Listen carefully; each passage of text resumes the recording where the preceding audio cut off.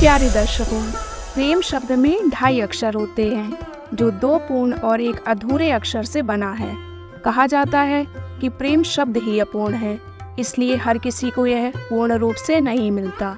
परंतु शिवजी और पार्वती जी की प्रेम कहानी अनेक कष्टों के पश्चात ही सही पर पूर्णतः प्राप्त प्रेम का प्रमाण है। चाहे इस प्रेम को संपूर्ण होने में युग युगांतर ही क्यों न लगे हो।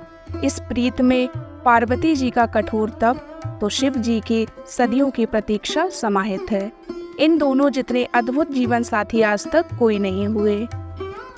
तीनों लोकों के स्वामी होकर भी शिव जी के पास ना तो स्वयं की धरा ना ही स्वयं का आकाश रहा। बस प्रकृति की गोद में बसा कैलाश पर्वत ही उनका निवास स्थान हुआ। और दूसरी ओर पार्वती जी हर जन्म में या तो राजकुमारी या बड़े घर की कन्या हुई। फिर भी उन्होंने अपने जीवन में शिव जी से अधिक किसी की भी चाह नहीं की। शिव जी सकल सृष्टि के स्वामी, परंतु अज्ञानियों की दृष्टि में एक अघोरी से ज्यादा कुछ भी नहीं। पर उस दिव्य स्वरूपा देवी ने शिव जी को जो पूर्णता दी, उससे वे देवों के देव महादेव बन गए। पुराणों में वर्णित है कि पार्वती जी ने शिव जी की अर्धांगिनी बनने के लिए 108 बार जन्म लिया। अंतिम 108वीं बार में वे पार्वती जी बनी। पार्वती जी के स्वरूप से पहले उनका जन्म दक्ष प्रजापति की कन्या के रूप में हुआ। तब उस जन्म में भी उन्होंने प्रेम से वशीभूत होकर शिव संग प्रेम विवाह किया। परंतु उनके पिता प्रजापति दक्ष की इच्छा रही थी कि सती विष्णु जी को वरण करें, ताकि वे सब प्रकार के वैभवों से युक्त व प्रसन्न रहें। पर सती तैयार न हुई, बल्कि उन्होंने घोषणा कर दी कि मेरा वास्तविक सुख तो महादेव में निहित है। सती रूप में शिव जी की भक्ति की और दृढ़ता से उन्हें पति के रूप में प्राप्त कर लिया। इसी बात से दक्ष प्रजापति शिव जी के विरोधी बन गए और अपना सबसे बड़ा शत्रु अपने जमाता को ही मान बैठे। शिव जी को तुच्छ दर्शाने के लिए दक्ष ने एक महायज्ञ का आयोजन किया, जिसमें सभी देवी देवता, यक्ष, किन्नर, साधु संत, ऋषि, मुनियों को आमंत्रित किया, बस स्वयं की पुत्री और जमाता को छोड़कर।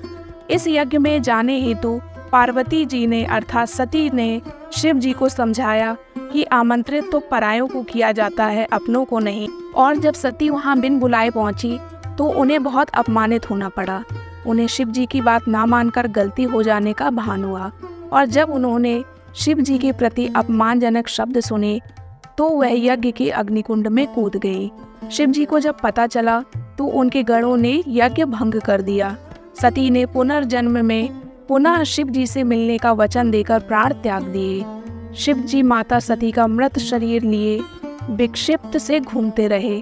तब विष्णु जी ने सुदर्शन चक्र से 51 भागों में सती का तन काट दिया, जो आज भी 51 शक्तिपीठ के रूप में स्थापित हैं। वर्षों वर्ष शिव जी का वियोग कम नहीं हुआ, बल्कि बढ़ता ही गया।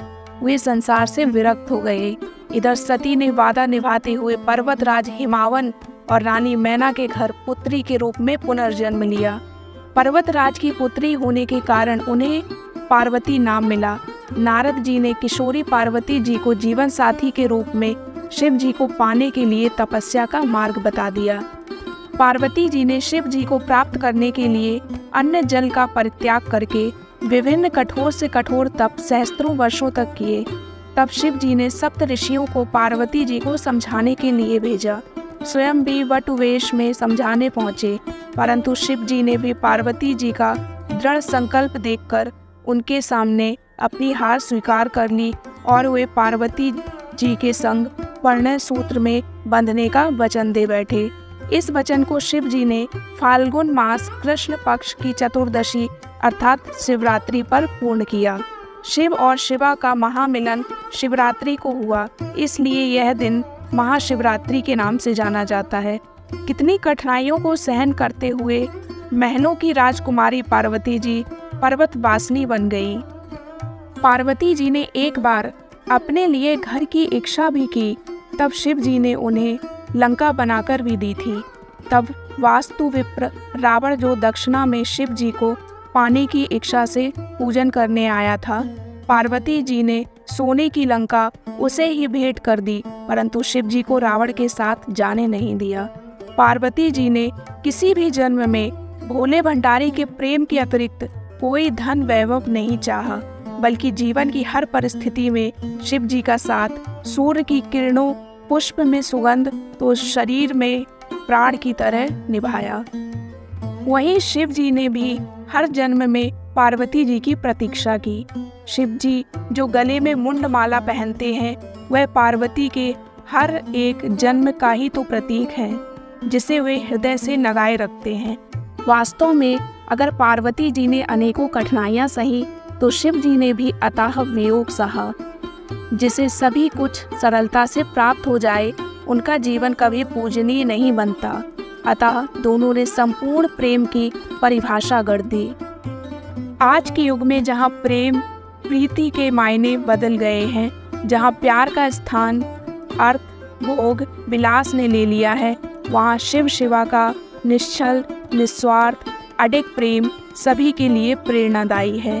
तभी तो आज भी भक्तगण सदियों सदियों बाद भी इस संपूर्ण हुए प्रेम के दिवस को महाशिवरात्रि के रूप में विशेष उल्लास, उमंग, ऊर्जा से मंदिर मंदिर, घर, पंडालों में पूजन व्रत करते हुए रात्रि जागरण के साथ मनाते हैं।